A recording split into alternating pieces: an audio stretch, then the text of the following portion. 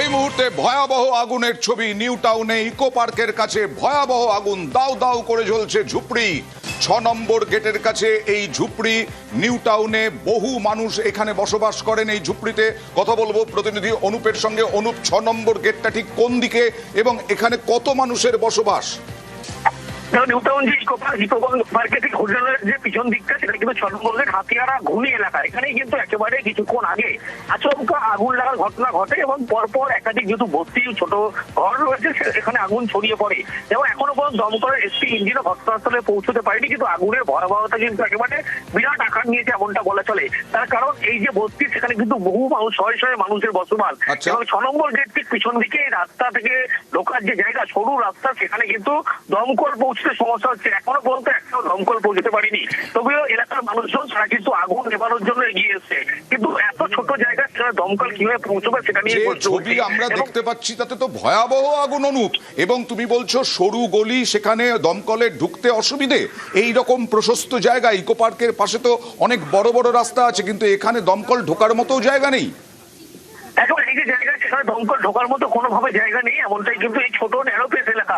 এবং এর ভিতরে যে বস্তি, সেখানে কিন্তু একেবারে সম্পূর্ণ যে এলাকা, সেখানে 200-র উপরে কিন্তু ঝুপড়ি রয়েছে এবং এই বস্তিতে বহু মানুষের বসবাস। সেখানে কিন্তু কিছুক্ষণ আগে আগুন লাগে এবং দমকলের ইঞ্জিনকে খবর দেওয়া, যদি ইঞ্জিন এখনো পৌঁছতে পারলেও একটা ইঞ্জিন সেখানে ঢুকতে পারেনি।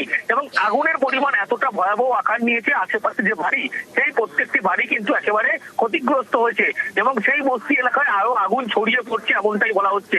এবং এই যে বস্তির মধ্যে একাধিক মানুষজন সেখানে আটকে থাকার আশঙ্কা করা হচ্ছে।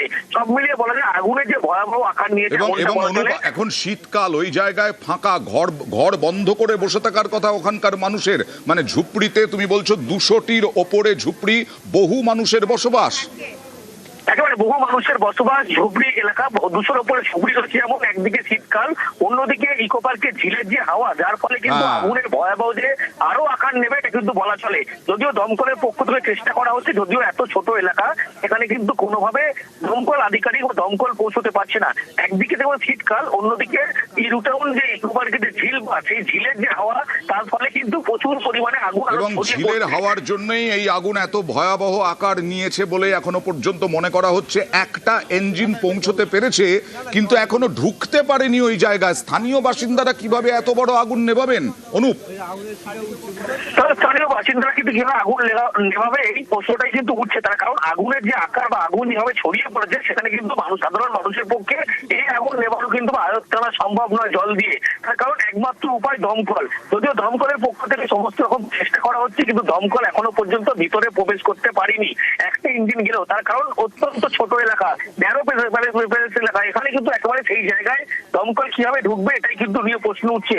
200-র উপরে ঝুপড়ি রয়েছে এই যে ইকো পার্ক যে একেবারে 6 নম্বর গেটের উল্টো দিকে যেই বস্তি, সেই বস্তিতে।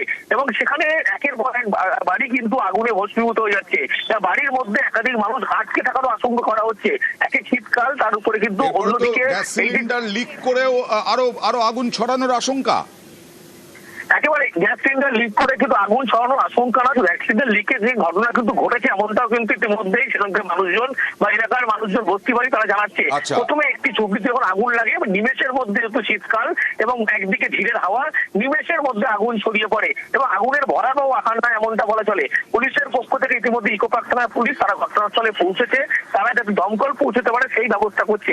কিন্তু এখানে যে ভয়াবহ আগুনের যে আকার নিয়েছে, ছবি দেখলে কিন্তু স্পষ্ট হচ্ছে। এবং নিউ টাউনের এই যে এলাকা, এখানে মূলত অত্যন্ত ছোট ঘিঞ্জি এলাকা আর ছোট রাস্তা, সেখান থেকে কিন্তু কোনোভাবে দমকল প্রবেশ করতে পারছে না।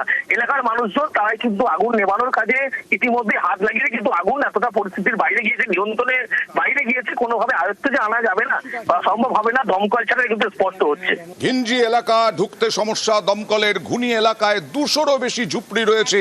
শীতকাল, দরজা জানলা বন্ধ করে তারা ছিলেন।